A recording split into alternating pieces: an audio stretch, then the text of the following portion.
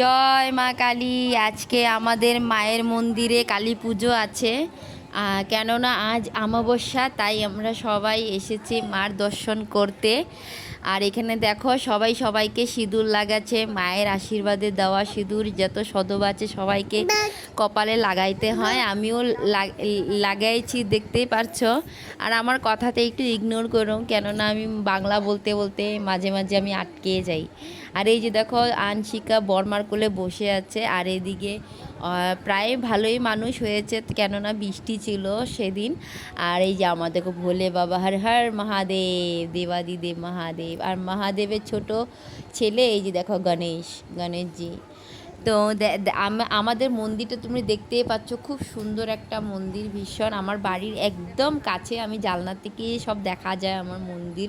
মাকে আমি রোজ মন্দির দর্শন করতে পারি, কিন্তু ভিতরে তো মা থাকে, মাকে দেখতে পাই না। আর এই যে দেখো সবাই বসে আছে প্রসাদ খাবে বলে।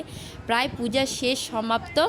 তো কেমন হয়েছে মার আশীর্বাদটা নিও তোমরা সবাই। আজকের জন্য এতটুক, টাটা।